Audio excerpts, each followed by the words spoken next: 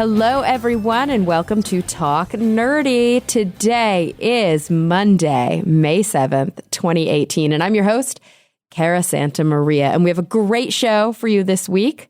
Would I ever not have a great show for you? Don't think so. But again, let's talk about how we make these great shows. It's me, but I also have help, you guys. I have a great editor, and I also have an assistant who helps out from time to time. And the only way that I can, pay these people and give this big chunk of time from my schedule, aside from giving talks and working on my TV shows and, being back in school, woohoo, it is from the support from listeners like yourself. You'll notice that this week I'm not reading any ads. That's not uncommon. Sometimes I only read one, not two.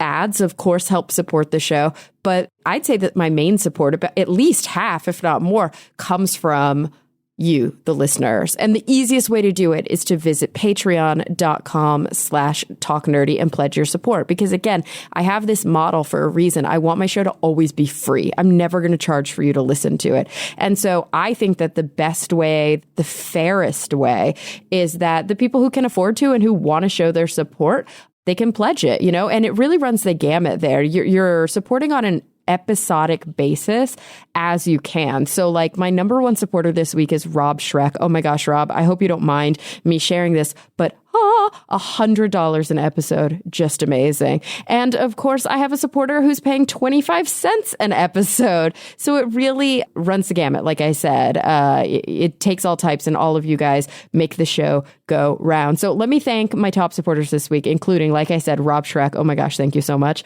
Also, Phil T. Bear, The Zombie Drummer, David J. E. Smith, Jeffrey Perez, Charles Payette, Jonathan Wright, The Honorable Husband. Love it. That's honorable with a U, in case you didn't know. Jafe, Gabriel Felipe Jaramillo Gonzalez, Brian Holden, and of course, Jeffrey Sewell. Thank you all so very much. Okay, no ads, so let's dive right into it. This week, I got to interview a fascinating writer. He is best known probably for his 2004 book Shadow Divers. He's also written Crashing Through and Pirate Hunters. But this week we focus on his newest book. It's called Rocket Men, The Daring Odyssey of Apollo 8 and the Astronauts Who Made Man's First Journey to the Moon. Guys, this one is so very interesting. Robert Kurson is an incredible storyteller, and you'll be able to tell from the interview just how fascinating this story is and just how much he captures your imagination. And of course, the book is even better than this hour that I got to spend with him. So I highly recommend you check it out. And just to prove to you why you're going to love it, without any further ado, here he is, Robert Kurson. Well, Robert, thank you so much for joining me today. Thank you so much for having me, Cara. It's an honor to be with you. It is an honor to have this book in my hands because I have to say, this is such an exciting story that you've chosen to tell all about Apollo 8. So I think before we even start to talk about that story, I would love to know, are you a space travel file? Like, what is it that made you want to dedicate so much time and energy to the journalism required to tell this story? Well, it was really a happy accident for me. I live in Chicago, and I was at the Museum of Science and Industry, one of our great institutions here, and I was showing friends the U-boat that they have on display there, which happens to be a perfect match for the one I wrote about in my first book, which is called Shadow Divers. It's a German World War II U-boat. So I showed friends this, and I was heading out of the museum, and I kind of stumbled across this space capsule, which looked at once to have come from the past and the future. It was the coolest thing I think I'd ever seen. It was definitely scarred and battered from wherever it had gone. And I read the placard, and the placard said this was the Apollo 8 space capsule, the command module. Wow. I loved space when I was a little kid. You know how they would stop class in grade school when I was a little kid, and they would turn on the black and white TV that was bolted to the wall, and we would watch the Apollo astronauts. But I kind of lost track of the whole thing. But I was surprised that I didn't know anything about Apollo 8. I knew about Apollo 11, which was man's first landing on the moon. And I knew about Apollo 13, which was the one commanded by James Lovell, that had an explosion near the moon and almost didn't make it back. But I knew nothing about Apollo 8. So I went home and I started to read about it. And Cara, within about, I'd say 15 minutes, I knew that I was reading about the greatest space story ever told, and maybe the greatest exploration story in mankind's history. It had everything. It was so thrilling. It was man's first journey away from home and man's first arrival at a new world, the first trip for mankind to the moon. It was every single aspect of a thrilling story you could want. It had an existential arch enemy. It had a race against time. It had all kinds of danger, impossible challenges, incredibly interesting main characters. And the more I read, the more fascinated I became. And one of the things that told me I was onto something incredible was that when I started to listen to interviews with other astronauts, including Neil Armstrong, they spoke reverentially about Apollo 8, and they seemed to speak about it, at least to my ear, in a way that they didn't speak about any other space mission, including their own. When I heard Neil Armstrong talk about Apollo 8, it sounded like he considered Apollo 8 to be even greater leap for mankind than his own mission. And that's when I knew that this is a once-in-a-lifetime story. Oh, I love that. So why do you think that it is? And I mean, I guess we'll probably hit on this throughout our conversation today, but why do you think that it is that in many ways it has sort of, I don't know, been a bit buried in history? I mean, the information is there, of course, but, through film and through books, you're right. Apollo 11 and Apollo 13 definitely, I think, have taken the spotlight. Right. Well, in its day, Apollo 8 went at the very end of 1968. And when they returned, it was the biggest story in the world. So it certainly wasn't overlooked at the time. Mm-hmm. But over the years, the landing on the moon, something about setting foot on the moon captured people's imagination, as we could all well understand.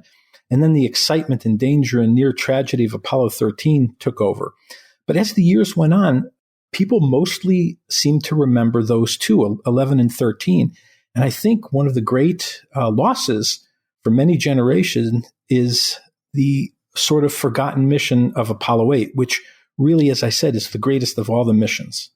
Oh, so I'm so excited to dive into this then. Apollo 8 happened, when was this, 1968? Right at the end of 1968, which is really one of the worst years in American history for so many reasons. What are some of those reasons to remind my perhaps younger listenership? Well, 1968 is a year of terrible violence and division and strife in the United States. There are two terrible assassinations, Martin Luther King Jr. and Robert Kennedy. There's violence in the streets, including in my hometown of Chicago at the Democratic National Convention, where the police are beating protesters terribly and violently and brutally. 15,000 American lives will be lost in 1968 in Vietnam, including in the Tet Offensive. So often, Cara, 90% or more of the evening network news is devoted to Vietnam. There's tremendous racial division. There's a terrible response by authority figures to protests. It seems that the entire country is divided against itself and that nothing can bring America back together again. In fact, there are some echoes in 2018 to what happened in 1968, where it just seemed nobody could come together on anything. And by the end of the year, when Apollo 8 is ready to go, many are considering 1968 one of the worst, if not the worst years in American history. So, of course, this paints a picture of a population that's feeling quite dejected, that's not feeling very inspired, to say the least. But the Apollo program at this point was not brand new. I mean, we're talking Apollo 8. Does that refer, or does that imply that there were 7 previous mission attempts? No, it doesn't. Apollo 1, which was supposed to go early in 1967, ended in tragedy on the launch pad during a test in which a fire broke out in the command module and killed all 3 astronauts. So the Apollo program starts off in a terrible, terrible disaster. And it's enough that Congress is seriously considering ending the entire Apollo program. NASA gets through that, but there's a heavy weight on its shoulders to perform flawlessly after that. And also, there's terrible tragedy that's permeating among the astronauts, and especially astronauts' families and wives, who saw these 3 brave, very strong men trapped inside and die in this command module. Apollo 2 and 3 don't go. That there is really no Apollo 2 and 3. And then Apollo 4 and 6 are tests of the Saturn V rocket. this mighty machine, by the way, which is still the most powerful machine ever built to this day. And Apollo 5 is a test, an unmanned test. So really the manned Apollo flights start with Apollo 7 in later 1968.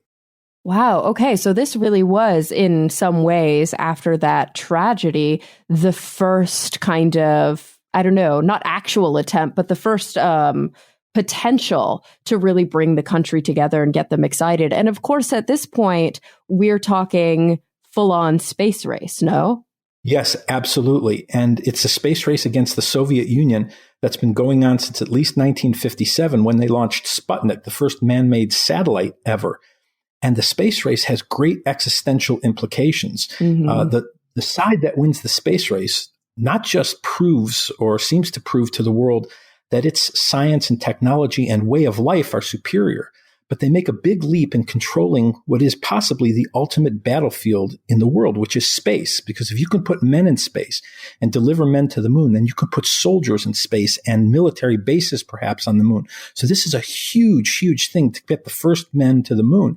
And it's really an existential proposition. We believe, and so does the Soviet Union, that our very existence is at stake in doing this. And for a long time, the Soviet Union is in front of the United States in this. But the real test is who can get the first men to the moon. Do you think, when you look back at the reporting that you did, digging through the history, do you think that the kind of passion and the experience and the mentality of the general public was perfectly in line with the mentality that we often speak about of the government and their intentions at the time? Were the people, the American people, fully caught up in the space race for the same reasons? Or was it really just about exploration and excitement and maybe getting ahead of the Russians? But for them, was it a live or die kind of situation? I don't think it was quite as live or die for the general public as it was for NASA and the government, but it certainly had some of that. And you would see on magazine covers the space race depicted as a real, literal race to the moon between the two sides. So everybody was very cognizant of it. There are those military implications, and we're having a terrible military time of it in Vietnam at the same time. So the idea that we might come out ahead in something as important as the space race is very important to the general public, but they also see it as something incredibly romantic and thrilling. You know, here we've dreamed really for millennia of reaching our most ancient companion, the moon, but it's always just out of reach, it seems. It's so beautiful and it's hung there so brilliantly lit at night, and yet we just can't reach it. And all of a sudden, NASA says, not only can we reach it, but we may land there, and we may do it very, very soon. And the idea of that is thrilling to people. Come 1968. And so, okay, let's talk a little bit about the actual mission. There were 3 astronauts involved, correct? Correct. Frank Borman, who is going to be the commander of the mission and is one of NASA's very finest astronauts. Jim Lovell, who we would know later on from Apollo 13, and Bill Anders, who would be making his first space flight. Borman and Lovell had flown together for 14 days, if you can believe that, on Gemini 7 in a capsule the size of the front seat of a Volkswagen Beetle. 14 days together. Actually, when they came up on the recovery ship, Lovell said, "We'd like to announce our engagement." That's how close the quarters were. So they really liked each other and were very familiar. And then they had Bill Anders, a very young guy who Borman saw much in his image. And these 3 guys were tasked with making mankind's first journey to the moon. So I remember a little bit about the Gemini missions, and these really were, like you said, these tiny little capsules that these guys were orbiting the Earth in. How different was the Apollo enclosure, the area where they were to spend time? Because it's a longer mission than Gemini for sure. Well, this one would be shorter than Gemini 7. Interesting. The journey planned for Apollo 8 would be less than 7 days, 6 days and a fraction. But the reason they went for 14 days on Gemini 7 was that was the outer limit of what it was thought a lunar mission might take. So they wanted to prove on that mission that humans could survive that long.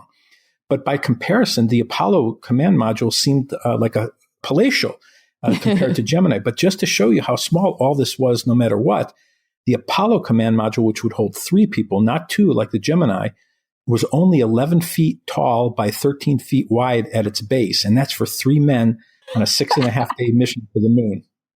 Oh, that sounds horrible. They must have, I mean, I hope they really, really liked each other. I think they very much liked each other. And Borman got a sense early on, he told me, that he believed he had the finest crew ever assembled at NASA. So, and they would need it because the risks and the dangers they were incurring for this space flight were unlike any before or after. Okay, so let's talk about some of those. So we've got these three guys, and they're signing up for really uncharted territory. They are the first guys to not to attempt, but to actually end up going to the moon. And they're doing this in the face of this failed attempt just the year before. Right. And not only are they going to go in the face of that failed attempt, they're going to go very suddenly and all at once. In early August of 1968, this mission for Apollo 8 did not exist. Apollo 8 was supposed to be a very conservative Earth orbital mission. But all of a sudden, in early summer of 1968, NASA changed the mission to something almost unbelievably daring. They decided that Apollo 8 should go not just into Earth orbit, or not even 853 miles above Earth, which was the current altitude record, but 240,000 miles away to the moon. And not just around the moon, but to orbit the moon 10 times. The thing was rushed so quickly, and for reasons that are just astonishing when you start to find out about them. But what it required was that Apollo 8 be made ready, that the astronauts train, that the engineers perfect everything, that the software be written, and all kinds of other calculations made and training done in just 4 months, when a normal space mission would take 12 to 18 months of training. So not only were they looking to compress this into an impossibly short time, they were going to do it on the man's first flight to the moon, which had never been attempted before. Seemed insane. And it was so crazy. And I can explain a lot of the reasons why, but just to give you an idea of how crazy it was, when the head of NASA, James Webb, first heard the idea, he said, and this is a quote, "Are you out of your mind?" And he pointed out to the second in command that if anything happened to these astronauts, if they died at the moon, if they crashed into the moon, if they flew off into eternal solar orbit, or any of the other things that seemed likely to happen to this sudden flight, nobody would ever look at the moon the same again. And there was something else in what he was saying. It's not just that they would not look at the moon the same again. They would never look at Christmas the same way again, because Apollo 8 was scheduled to orbit the moon on Christmas Eve and Christmas Day of 1968. Wow. Okay. And so do you think that these guys, they had to have an algorithm in their heads, a bit of a calculus, the same as anybody when they take on a large risk? Not many people have taken on a risk like this, but do you think that they fully expected that they were not going to make it through this mission? I think they all understood that was a distinct possibility.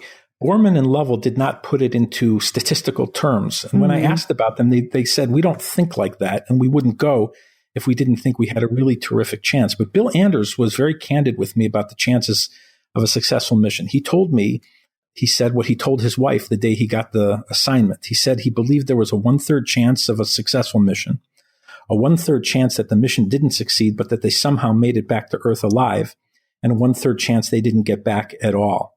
Ugh. And so this is what they were facing. And on a rush basis and against so many odds, everything Cara was going to be for the first time in this flight. Neil Armstrong said by the time we went on Apollo 11, Apollo 8 had proved so much of what we needed to know. But when Apollo 8 went, nobody knew if any of it could be done. Oh, yeah. I mean, this was a Hail Mary in so many ways. And that's not to say that they didn't do amazing work. Obviously, we now know from hindsight that they did amazing work in that very shortened time period, but there must have been so many unknowns. Some of the unknowns are so staggering that even 50 years later, it boggles the mind to think of it. I'll give you two of them, for example. Mm-hmm. The first is that Apollo 8 was going to fly the Saturn V rocket. Now, that's the only rocket powerful enough to deliver men to the moon in 1968. But the Saturn V had only been flown twice, both times without humans aboard. So it had only been tested twice. And in its second test, it failed catastrophically. So only the third flight of the Saturn V ever, this monstrous beast that would generate 160 million horsepower at launch, that was going to fly with 3 human beings who had children and wives at home. And the most recent test was a disaster. Also, remember that Apollo 8 is going to go without the lunar module. That's the spidery landing craft that would, land Armstrong and Aldrin on the moon on Apollo 11. So they're not going to land on the moon. They're just going to orbit 10 times over 20 hours, and they're going without the lunar module. But the lunar module had a secondary function, and that was as a backup engine. So that if anything went wrong at the moon for Apollo 8 and its single engine failed or malfunctioned, there was no backup. They were reliant on a single engine. If anything went wrong, they could be stuck at the moon forever. They could crash into the lunar surface, fly off into eternal solar orbit, or any other number of terrible results. So there's no redundancy for them at the moon. And just those two things alone, almost unthinkable now in the days of triple redundancy and quadruple redundancy. They were just going almost blindfolded in certain ways. Gosh, I have to say, I don't have the right stuff. I think about what it would take to sign up for something like this. And don't get me wrong. I mean, these men weren't just signing up for NASA. They had been there. They had been with the organization a while. When I think about modern astronauts, they generally come from two camps. You've got your scientists turned astronauts, and then you've got kind of your military or fighter pilot type guys turned astronauts. What were the three men that were involved in this mission? These are all military pilots and the best of the best, really, in the world. Borman was a test pilot and a fighter pilot, Lovell a test pilot, and Anders a fighter pilot. And they were just, always consistently ranked at the very top of their classes. They were testing and flying the most cutting edge machines ever built, often machines that had not been proven yet. So they were wired differently than most of the rest of us. They did have the right stuff, and NASA really knew who to look for. If they had picked people who processed some of the risks in the way you and I might, nobody would have ever climbed aboard the Saturn V 363 feet into the air aboard a rocket with the power of a small nuclear bomb. You can't think, well, I have children at home and I have a wife and people depend on me.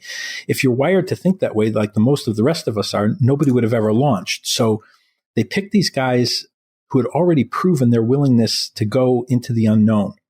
And let's take a minute to just think back. And I know it's probably very tough for some of my listeners, especially if you are in my kind of age cohort. I was born in 83. I'm 30. I'll be 35 this year. So of course, that's 2 decades after this took place. But thinking back 2 decades before I was born, there was no internet. There were no advanced technologies. There were no real computers, at least not personal computers, the way that we know of them now. And the joke that we often hear is that we sent men to the moon with less computing power than what you carry around in your back pocket. Is that actually true? I just spoke to Bill Anders about this a few days ago, and he told me that he just bought a little digital watch. He paid less than $100 for it. Mm-hmm. And he said that watch has more computing power than the entire command module had that they rode to the moon on Apollo 8. And that his iPhone, and I think his iPhone's a couple generations old already, has more computing power than Mission Control had all combined at their hands when Apollo 8 flew. How is this possible? And of course, you keep saying you just talked to these guys. We know that they made it through unscathed. That doesn't mean that there wasn't stress along the way, but they've also lived long and healthy lives. I mean, I can't wrap my head around. It must have been almost as much art as it was science at the time. Yeah, and in addition to the art and science, you have to build in a healthy dose of faith because, again, nobody had ever done this. And I don't mean religious faith. I mean more faith in the minds of the engineers and the scientists and the managers at NASA. Frank Borman told me that he had discovered that the average age of the trajectory specialists who plotted their course to the moon was 24 when Apollo 8 went. So you had to have a real good dose of faith, not just in the human mind, but in American ingenuity and hard work.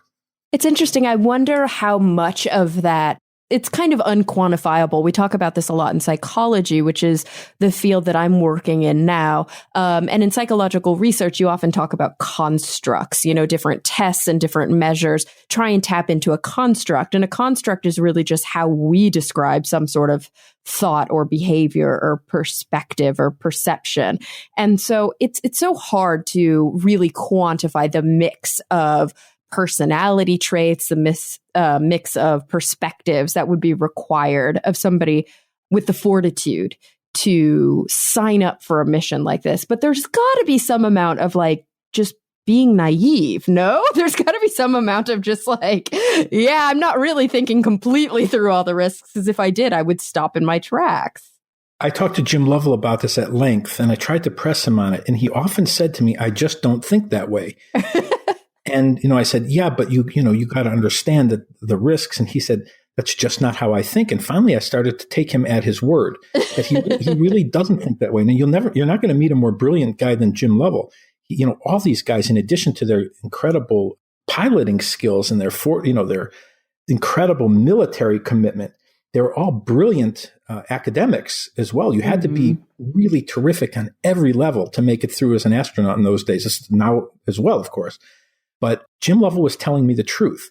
He didn't think about it like that. Or when I would ask Frank Borman, Frank would explain to me at great length how difficult life was on his wife, Susan, who came to believe with 100% certainty, not more likely than not probable, but with 100% certainty that Frank would die during Apollo 8. He said her stress began early, like it did for many of the wives when they would be on Air Force bases or naval bases and see black clouds in the sky and know that a pilot had died, and they would just wait to see whose house the black car would pull up to an hour later to deliver the bad news. And so when I asked Frank, well, how did it make you feel when you saw your friends die in midair collisions or right beside you? And he said, maybe it doesn't make me sound so great, but I would just think to myself, that dumb son of a bitch killed himself. I'm better than him. Wow. And he said that's the way he thought. And if you stop to think about it, if you didn't think that way and you started to contemplate it, because oftentimes it wasn't the guy's fault. It just was the way things were. If you thought too much about it and you didn't think like Frank Borman thought, you probably wouldn't get in the cockpit of an airplane that had never really been tested before. Oh, absolutely. And of course, you've got to think about sort of what was at stake for the different players here. What was at stake for the wives was destruction and loss of their family. And of course, it probably made the most sense for them to expect the worst, because they didn't, not that there was nothing required of them if the worst did happen, if tragedy struck. Obviously, they would be there to pick up the pieces. There would be so much media attention on them. They would, really have a hard time. But expecting the worst probably made it easier to bear. Whereas the men, they simply couldn't expect the worst, because if they did, then they wouldn't be ready to fulfill the mission. No, you couldn't climb into those airplanes, and certainly not on top of rockets expecting the worst. You had to basically expect the best. Otherwise, I think you probably couldn't function. But the wives were under tremendous stress. And we talked a moment about the Apollo 1 fire, and it devastated the families, especially the family of Ed White. His wife was never the same after that. And Susan Borman was very good friends with Pat White, Ed White's wife. And Pat White down the road ended up taking her own life. These are stresses and results that can devastate generations. And the wives knew that. And not only did they have to deal with it, but they believed it was their duty to make it very clear to their husbands that they weren't dealing with it, and that their lives were just fine and everything was peaceful and happy at home, because that's the only way their husbands could concentrate with full force and attention on the job at hand. Oh, man. And of course, there was kind of a certain component of being a product of that generation as well, right? There were very specific gender roles at the time. I think they were just on the cusp of being challenged, and there, we were just on a cusp of a big kind of gender revolution. But at the time, we really still were kind of trapped in an older way of thinking. And so that would just feed into the expectations of these women as well. I mean, so fascinating that you dug deep into the history of both the main characters, the main actors in this, basically this real life drama, but also all of the characters around them and supporting them, because of course their stories were central. Well, it took me a very short amount of time to realize that this story needed to be as much about the wives and the families as it was about the astronauts, that the wives and the way I figured that out was that the astronauts told me so right up front, just how incredibly important the support of their wives was, and the bravery and the courage that these women showed, and that they were every bit the heroes that the men were. And it was really true when you start to think of what was required of these three guys, especially in these 4 months that they were training nonstop to make this historic and really daring mission happen, the wives are holding down everything and allowing the guys to focus. And it's tremendously difficult on them, especially on Susan Borman. And each of the three men spoke so lovingly of their wives. And it was fascinating to me to discover that of all the Gemini crews and the Apollo crews, only the crew of Apollo 8 survived with all of their marriages intact. Being an astronaut was incredibly difficult on relationships, on marriages, as you can imagine. But these three guys really married their childhood sweethearts and had a long history with these heroic women going way back into their youths. So I think that was part of what helped this singular mission survive and succeed. It's hard to imagine talking to any of these three guys today. It's hard to imagine Apollo 8 occurring without the support of their wives. Which is so fascinating because I think when we think about kind of a more modern approach to space flight or space travel, we think about what's on our horizon within our generation, which is potentially a mission to Mars. And we look at fictionalizations of this in the media. We often see that the new astronaut with the right stuff is, the man or the woman who is, untethered, who is willing to potentially take a one-way mission, who may have family back at home, but is a little bit rogue, probably doesn't have children, probably doesn't have a serious significant other. But then on the flip side, when you look at, the Andy Weir fictionalization with The Martian, I think he did have a family and a kid, but they really didn't play that up kind of for the camera or for the story there. And in a way, I appreciated that because so many times when these kinds of stories are told, there is this sort of tugging at the heartstrings, this sort of kind of violin aspect of, oh no, the people back at home. But the truth of the matter is, in this era, at this time, that was the scenario. There were people back home desperately waiting to see if they were going to make it through alive. Right. And there are pictures taken by Life magazine photographers because they were granted exclusive access to the astronauts' homes and the families. There are pictures that show just how much tension was going on in the house and how locked to the squawk boxes the wives were. The squawk boxes were installed in the homes of the astronauts so that the wives could listen to broadcasts between the spacecraft and mission control.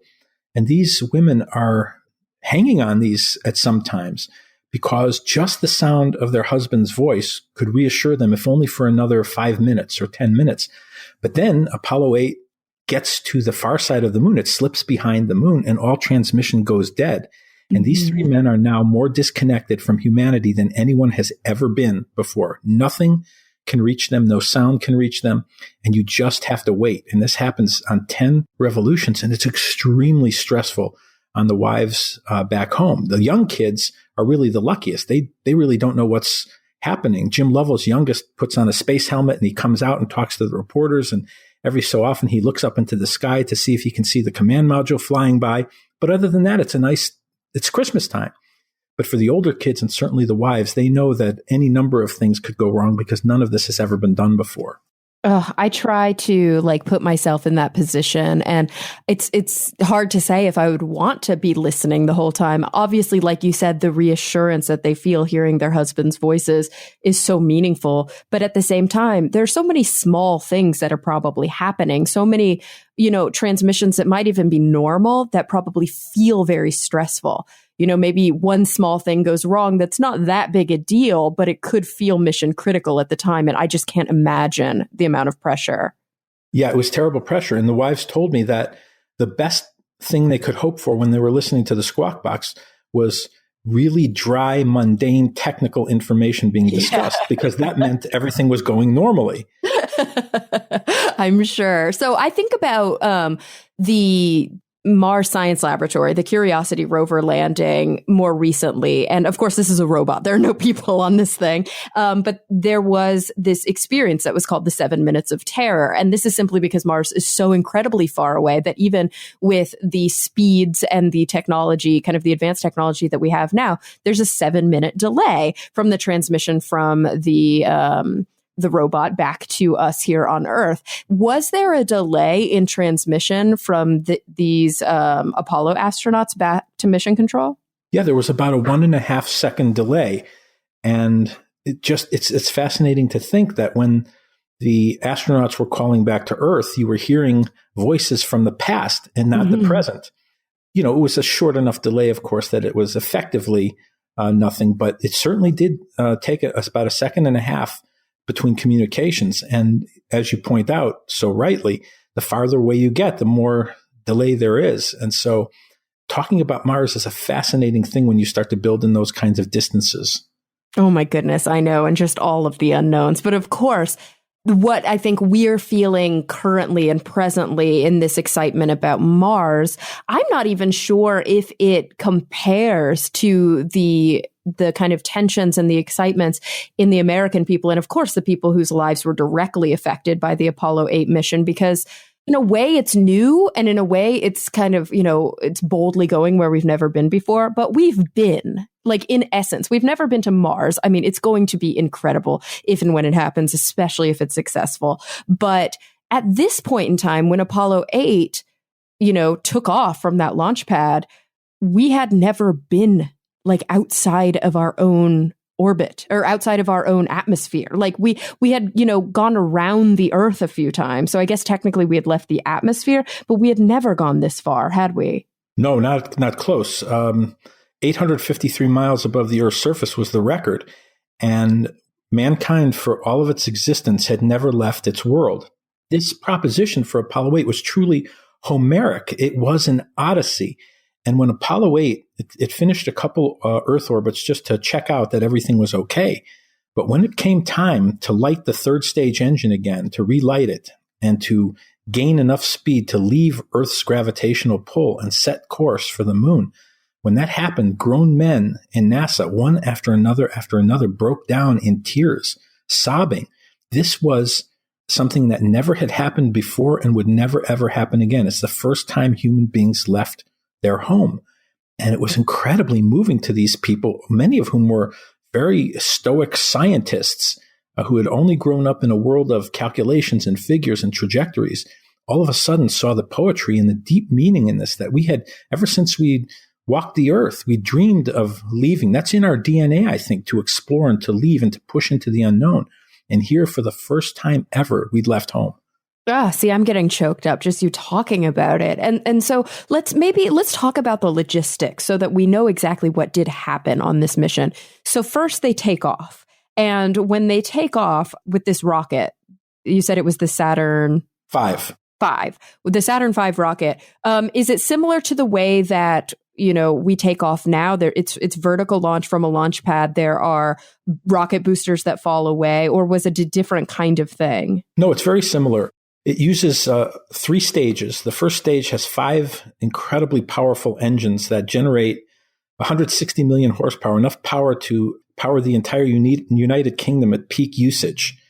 It was something that they trained for relentlessly in those 4 months, including in simulators, and had the finest technology. But when it started to happen, the violence of the liftoff was so unexpected to the 3 astronauts that Bill Anders believed that the fins of the rocket were tearing through the launch tower. He thought something was terribly wrong. And yet Frank Borman took his hand off the abort handle. He would have rather died, and he means this literally when he tells you this. He would have rather died than do something wrong. So they're going to go, but they had no concept of the violence and the power and the shaking that was going on in the first 10, 20 seconds of the liftoff. But yes, it's very much like you see now. It loses its first stage. The second stage takes over. And finally, the third stage. And the whole idea of the first part of this flight is to get Apollo 8 into Earth orbit, where they can check out all the systems, make sure everything's go, and know that they have a healthy spacecraft for the journey to the moon. So they're launching with this incredible, ferocious power just to get up to a place where physics takes over and where they're actually in orbit and they don't have to use power to stay into orbit anymore, which, as you just described, takes so much kind of violent power that they were shaking, that it was probably roaring in their ears. how quick is that acceleration? Like, are we talking pushing so many Gs that they lose consciousness? Or were they able, using like all the techniques they learned, the Valsalvas and everything, to kind of stay alert through that really important part? No, they were able to stay alert, and it's not the kind of Gs that would knock you out, although there are significant G forces involved. But what happened is the noise was so great and the shaking so thunderous that all three astronauts immediately could not read their instruments. They could not hear mission control at all. So they were really in the hands of the gods at that point. They could not do anything about anything. If something was going wrong, there's nothing they could have done about it anyway. Mm-hmm. The violence of the liftoff was so great that Bill Anders' head smashed into his hand, and he cut a gouge in his helmet. And later on, when he removed his helmet, he thought, well, that's what happens to a rookie on a space flight. But when he collected the helmets of his two crewmates, they also had deep gouges in there. So it was just no controlling your body. Their arms were too heavy to lift. They were helpless in the first stages of this flight. Wow. Okay. So at this point, it's kind of like we said, Hail Mary. We're going, and there's nothing we can do about it anyway. We're not going to abort no matter what. And at that point, what would that really do anyway? Once you've taken off, you've taken off. And then eventually they get up to Earth's orbit. How long was that time span from the time that the, engines kind of started roaring to the time that they were in this very different environment? They're in Earth orbit for a few hours just to check and make sure everything's okay, to make sure the communications with mission control is good. Bill Anders told me that Frank Borman warned him, do not be looking out the window. We're here on business, because he knew that he has a new astronaut aboard.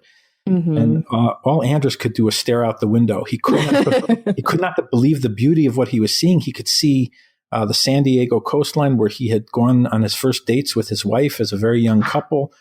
But anytime he could steal a glance, he looked. And this was thrilling to him. And he couldn't believe that Borman and Lovell had the luck in Gemini 7 of 14 days of this glorious view, and he was going to get it for just a couple hours before setting course for the moon. And of course, I think sometimes when we watch footage of the ISS or we watch movies where they try to recreate this kind of low gravity situation, this orbital situation, it seems very like floaty and like womb-like and comfortable, as if, they just went through this violent explosion and now they're in this very peaceful, calm situation. But they are like spinning around the Earth really, really fast, aren't they? They really are. And Bill Anders thought this was a glorious opportunity to flip and to slide around, and he soon realized that he better stay focused or he might, lose it. And so he had to get used to zero gravity. The other two had good experience with it already. But yeah, this was something that was not going to last long around Earth, and they were going to have to get used to speeds coming up to leave Earth that no human had ever traveled at before. Okay, so now they're in gravity. They're spinning around the Earth really fast. They're doing several rotations. How many did you say that they did? I think they did about 2.5 rotations around Earth before they were ready to go. Okay, and you said that took a couple hours. I can't remember the exact time. I think it's about 90 minutes per revolution, so whatever that would have been. Okay, so about 3, maybe 3 plus 4 hours. So they're spinning around. They're making sure everything's good with the ship. They're making sure that all of their comms are good and that they're ready to move on to the next, really most important phase of this mission. And in this phase, they have to kind of launch those boosters yet again, because the only way to get out of low Earth orbit is to use some sort of fuel, right? Some sort of explosion to move forward. Right. They need power again, and that's going to be delivered by the third stage engine, which will be relit. They lost the first, they jettisoned the first 2 stages, but the third stage needs to be relit again, and it has to increase their speed to near 25,000 miles an hour to escape Earth's gravitational pull. 25,000 miles. It's like unfathomable going that fast. Like, I'm sure that at a certain point, you can't tell the difference between 18,000 miles an hour and 25,000 miles an hour. I mean, it just must be so hard to even concentrate, to even focus, to get the work that you need to get done. At that point, they're strapped back in their chairs and they're just holding on for the ride, right? Exactly. And so they light their boosters. They're able to move out of Earth's gravity. This part goes off without a hitch. Yeah, it goes off beautifully. And remember, they don't just light this when they discover that everything's good aboard the spacecraft and at mission control. Everything has to be really done down to the second, because their trajectory to the moon is very precise. They are planning what's called a free return trajectory, which means that if something goes wrong with the engines or with things as they near the moon, they can use lunar gravity and whip around the moon in a figure eight, and have physics return them to Earth. So this has to be done really precisely. And remember, the moon is way far away from where it's going to be when they get there. So it's like, how hunters will shoot in front of ducks, for example. Yeah. So they have to kind of lead the moon, and they have to do it exactly the right kind of speed. And the moon itself is traveling a couple thousand miles an hour. So everything has to be perfect when this third stage engine is relit. So they're dealing with a moving target, a big moving target. The good news is that it's calculable where it's going to be. And of course, this was part of all of that planning in the months leading up, was doing all of the physics to make sure, like you said, down to the second that they fire those boosters, they move off in the right direction at the exact right time so they get where they need to be. And you mentioned they're going to use sort of a gravity assist to come back, like they're going to sling around the moon. Did they have any options available to them to correct course in case if something went wrong? Yeah, they could use small boosters or retros to adjust. I mean, even the discarding of urine on the way could change the whole spacecraft's trajectory. So they needed to do some mid-course corrections. Now, how many they need to do remain to be seen. But yes, they needed to correct. And what they're aiming for is to orbit the moon when they get there at an altitude of just 69 miles. So think about that. They're taking this shot from 240,000 miles away, and they want to get to an altitude of just 69 miles above the lunar surface. It's almost unthinkable. I feel so bad that as we're talking about this and the analogies that we're kind of describing, like exactly what's going on, my closest understanding is from watching and reading The Martian. Is that like, I'm always imagining what it was like when they were trying to get Mark Watney and they were trying to grab his hand and all of these things. But like in many ways, as much as that's highly fictionalized, there is that sort of similar stress of like, we're moving too fast. We're too far away. We have to course correct and we have to do it right at the right time, because otherwise we're not going to hit the target. And if you just miss it by a tiny bit, you really miss it by a lot, don't you? Yeah, absolutely. Everything is exaggerated. So a tiny mistake, 1,000 miles, over the Earth's surface becomes magnified unless there's corrections. So everything's dependent on communications, on the telemetry, on readings, and on the proper function of the spacecraft. And if they make any mistakes, the real hope is that they can slingshot around the moon. That was what they really believed in, that if something goes wrong near the moon, they can whip around it. Because the idea is once they get near the moon, they're going to have to use this single engine they have with them to enter lunar orbit and then later on to exit lunar orbit. They need that engine to make the orbit and not just slingshot around.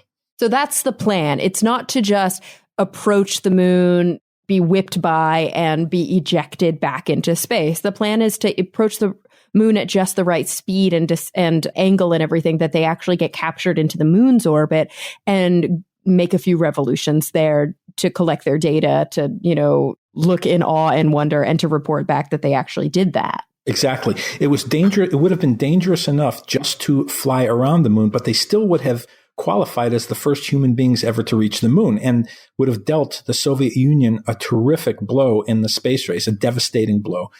But all of a sudden, the top managers at NASA, these incredibly brave, really genius guys, said, look, as long as we're going and we're going to use a Saturn V, and we're going to do all this and go there, let's try to get into lunar orbit and let's get as close as we can and let's learn everything we can possibly learn about going to the moon so that by the time we send the first lunar landing mission, they'll have the benefit of all this experience. So instead of just whipping around the moon, let's slow down, get captured by lunar gravity, orbit the moon 10 times over 20 hours. We'll scout landing locations for what would be Apollo 11. We'll do all kinds of other things. We'll learn how to go to the moon. We'll learn to do everything except land, and then we'll come back. It was a magnitudes more dangerous and risky to do the orbiting rather than just fly around. But they thought, as long as we're going, let's do it. Let's go for it. Yeah, let's shoot for the moon, as they say. And so here they are. They're leaving Earth's orbit, they are making this this flight path towards the moon. And at this point, is anything going wrong? You know, you said that there were a few course corrections that they had to make, which is to be expected, and they had the tools to be able to do that. Was it pretty seamless getting then into the moon's orbit, or were there any issues that they had to overcome? No, they had to overcome several issues, one of which was that Frank Borman, who had been flying since he was 15 years old and had never had a problem with sickness or anything aboard an airplane or a jet or an untested aircraft, or his 14 days in space on Gemini 7, all of a sudden got very, very sick. And this was a big problem because his two crewmates had no idea why he was sick. Now, there was a Hong Kong flu that was killing thousands of people that year, and it was very possible that Borman had become infected or was suffering from the Hong Kong flu, but nobody knew. And to make matters more difficult, Borman insisted against his crewmates' better judgment that they do not report his sickness to mission control, because Borman was highly suspicious of NASA's doctors. He believed, as did Lovell really, that the doctors often wanted to insinuate themselves into the space program and might call the mission back just to be part of it, to be, have a say in things. And Borman would rather, he told me, have died, even if he was having a heart attack or whatever, he would have rather died and just been carried for the rest of the 6 days rather than turn back. So he ordered, and it's a military chain of command, even on the way to the moon, he ordered his two crewmates not to report this. But things just got worse and worse. The cabin was filled with vomit and feces, and it was a terrible situation. But the real threat was that the other two could become sick. And if you have three sick astronauts on the way to the moon, who've and nobody's never been to the moon, this could be a real serious problem. So finally, they figured an ingenious way to report the sickness to mission control without the public hearing it and without it being broadcast on the squawk boxes. And when they did that, the doctors came together with the top managers at NASA, and they very nearly turned this flight around. How did they do it? Did they use some sort of code?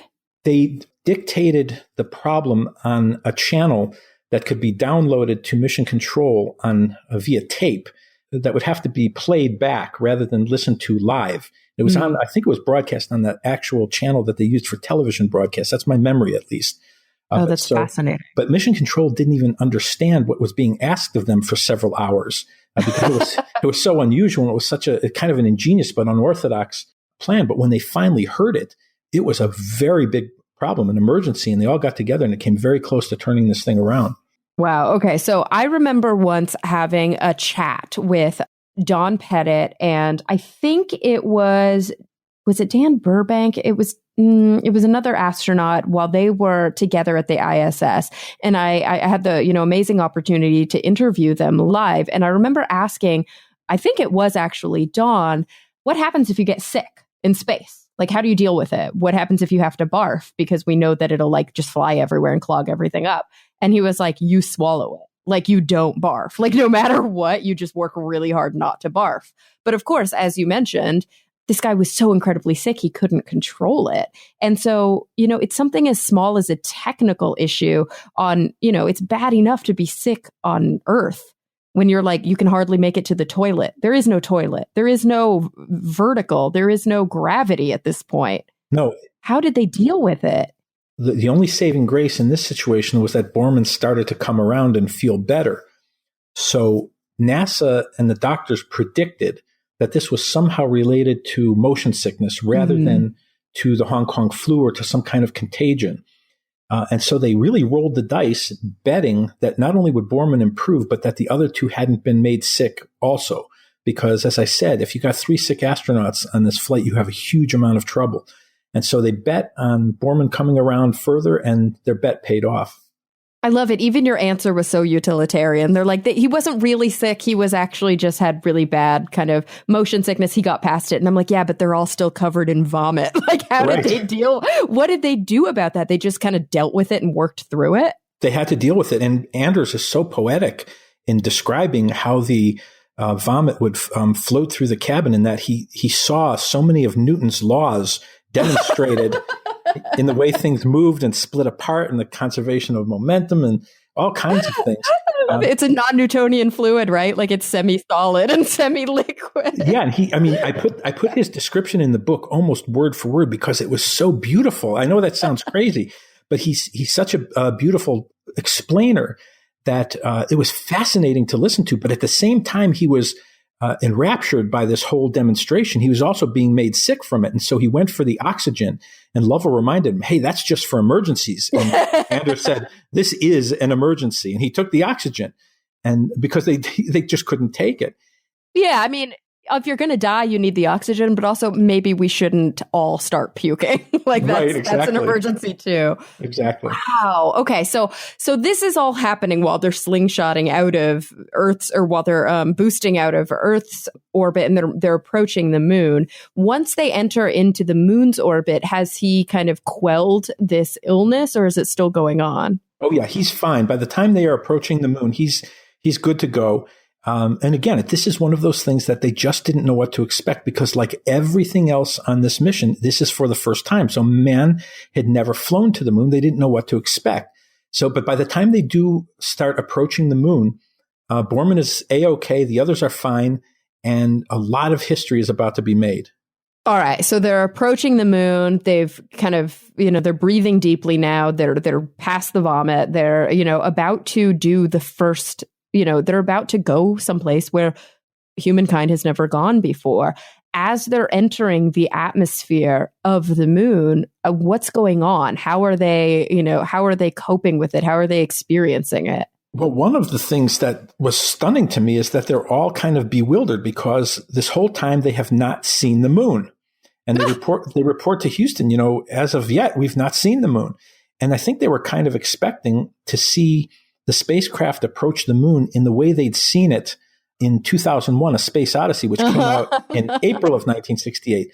Borman, I think, alone among astronauts, didn't watch that film. And that gets at so much of what's so nice about his character. He's very focused on business. He views this as a total military operation, Cara. To him, this is all about defeating the Soviets. He doesn't have time for science fiction movies. But boy, Lovell and Anders did, and they loved 2001: A Space Odyssey. And if you have a chance to go on YouTube or to see the approach of the spacecraft to the moon, it's so beautiful. Even 50 years later, it's breathtaking to watch. And that's kind of what they were expecting.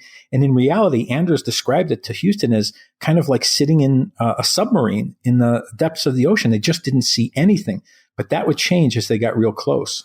And then all of a sudden, like, pow, it's there. It's there. Anders sees the outside. He's looking at a million stars outside the window, and all of a sudden everything goes dark. And he believes that oil is being streaked across the windows. It doesn't make sense, but that's what it seems like. But then he realizes it's not oil, it's the moon. And not only is it the moon, it's the far side of the moon, because we only see the near side on Earth. We always see the same side. But here, the first human eyes are beholding the far side of the moon, and they just can't believe it. They have arrived. And so, the reason that we see the near side of the moon here on Earth is because we're tidally locked with the moon. It moves in the same kind of cadence as the Earth moves. And so that's the side that's lit up by the sun from our perspective. But what does it look like to approach the far side from space?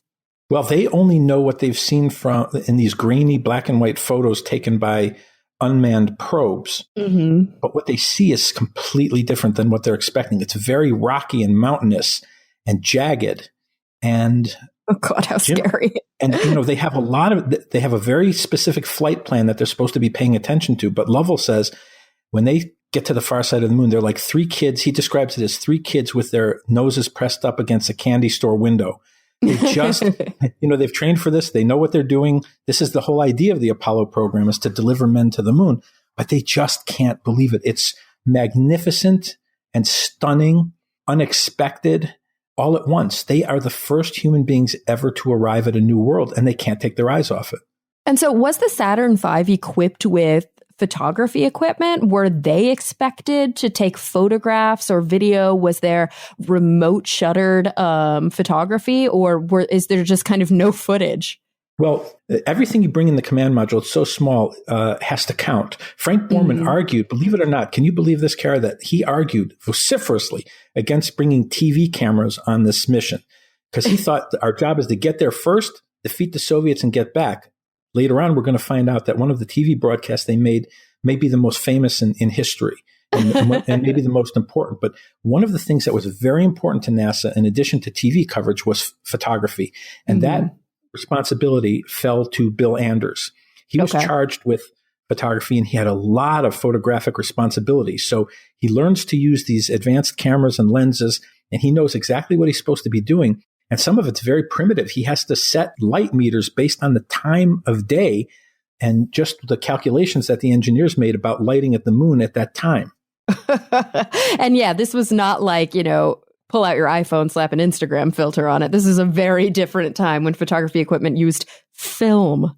And tons of film. They're going to take an incredible number of photographs, one of which is going to be, in my estimation, and I know many people agree with me, the single most important photograph ever taken. And what is that photograph? Well, on the fourth revolution that Apollo 8 is making around the moon, Borman changes the orientation of the aircraft, and suddenly they're looking out over the lunar horizon. And in front of them, all they see is the gray kind of featureless landscape of the moon, and beyond it, a black infinity of the universe that goes on forever. So it's gray and black and gray and black. And all of a sudden, completely to their astonishment, a little bit of blue starts to rise over the lunar horizon, and a little bit more. And all of a sudden, they realize that what they're seeing is the Earth rising over the lunar horizon. And they scramble like mad to get their cameras. Borman actually gets the first shot of this Earthrise, but he gets it in black and white. But Anders, who's the photographer, has color film, and he's got the best lens for his camera. And the guys, you should hear the broadcast of this. They're talking to each other like little kids, like, oh my God, that is so beautiful. Can you believe that? They were beside themselves. But Anders has the presence of mind to fire off these long shots of Earthrise, this beautiful blue jewel on which everything that they knew and everything we knew exists. This tiny, gorgeous jewel set against an infinity of black outer space. He captures this Earthrise, and each man would describe to me that they'd never be the same again after they saw that everything they held dear, everyone they loved, everything they cared about, everything they ever knew was on that tiny blue jewel. And they captured it, and they never had prepared for that. They had studied only to take photographs of the moon and study the moon and learn the moon. And as Anders said to me, we had come all this way and done all this to arrive at the moon, but what we had really found was the Earth. And it changed them. And this photograph, Earthrise, that Bill Anders took would become what remains to this day maybe the most important and powerful and famous photograph ever taken. It was put on millions and millions of postage stamps. It's the inspiration for the first Earth Day, for the environmental movement. And when you see books, for example, that say, here are the 100 most important photographs of the 20th century, Earthrise is not just included, it's on the cover. It is the first time human beings ever looked back at themselves as a whole. And it just was a moment of amazing power. I'm looking at it right now. I just pulled it up from, the NASA official kind of website. And of course, I know this photo. Everybody knows this photo. And I guess I just had no idea that this photo was taken in 1968 from, this tiny capsule that was whipping through the moon's orbit. And that they were able to capture this with, that old photographic film in such precarious kind of circumstances. And it really is just stunning. I guess I'm so used to seeing what Earth looks like from the ISS. And this really does show you just how freaking far away they really were.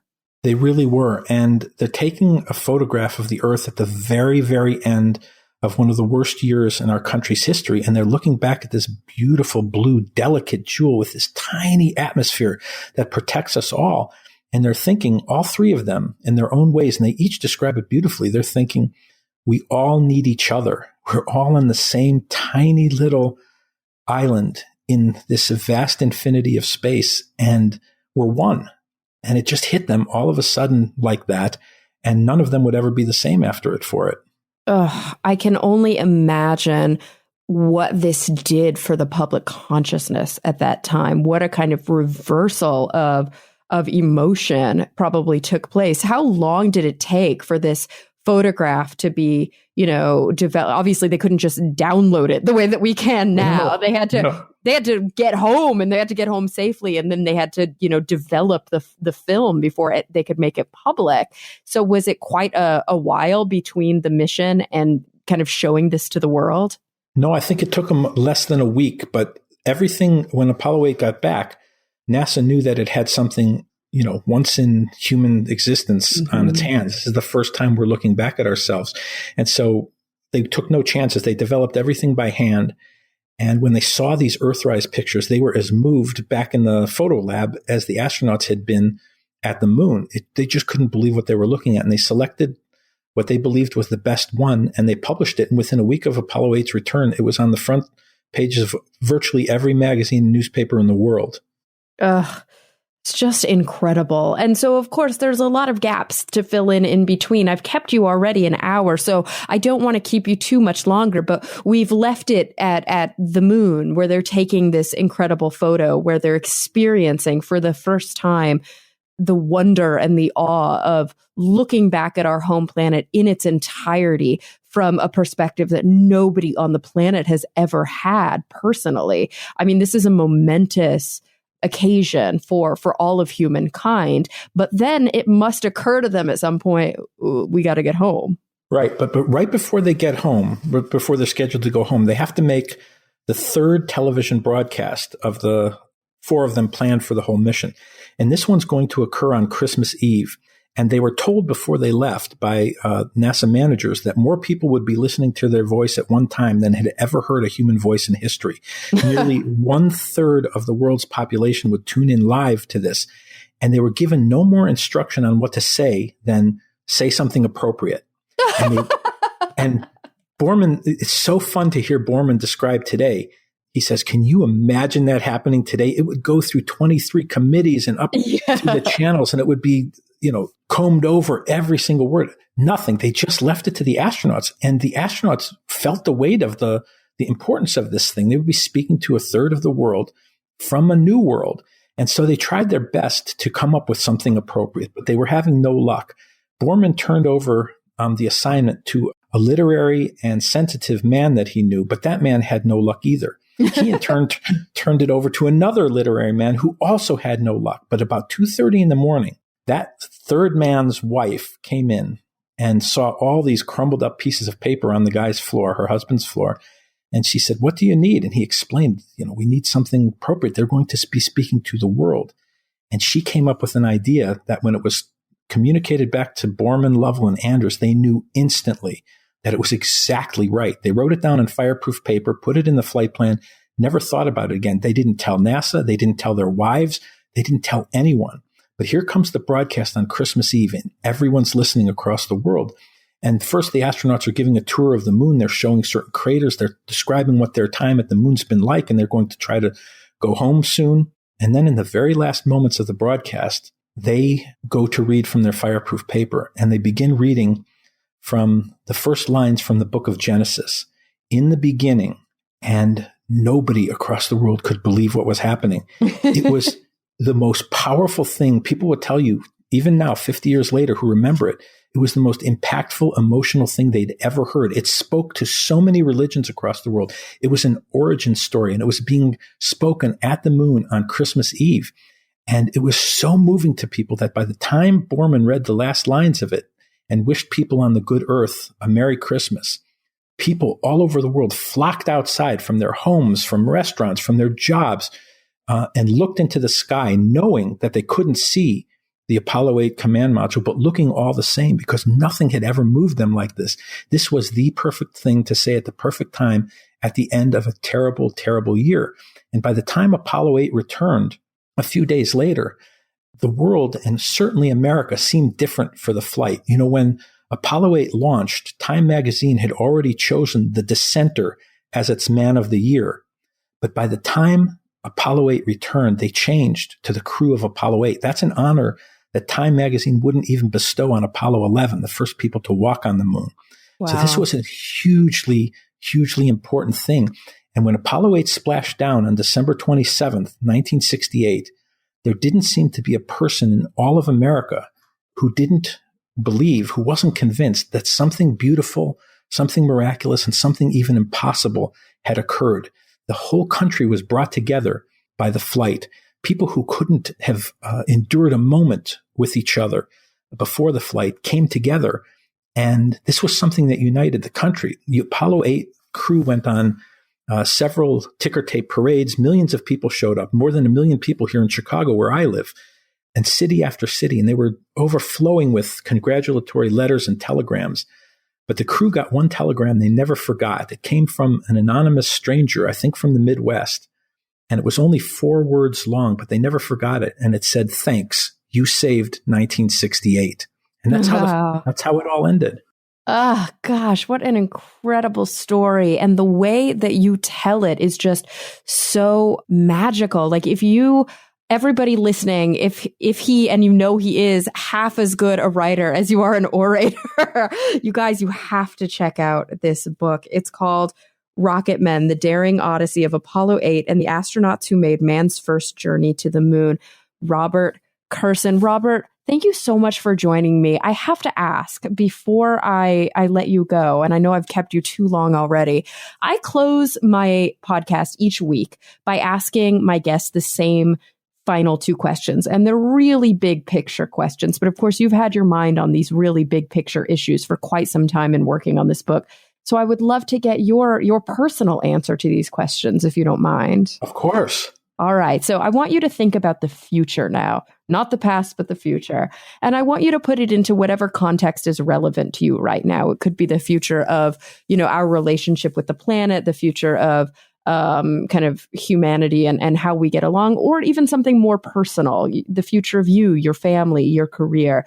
But what I want you to tell me is first, what is the thing that you really find yourself preoccupied with that's keeping you up most nights? That's, maybe you're quite pessimistic about, you're worried about, the thing that's most disconcerting to you. But then on the flip side of that, I would also love to know what it is that you're optimistic about, that you really are looking quite forward to.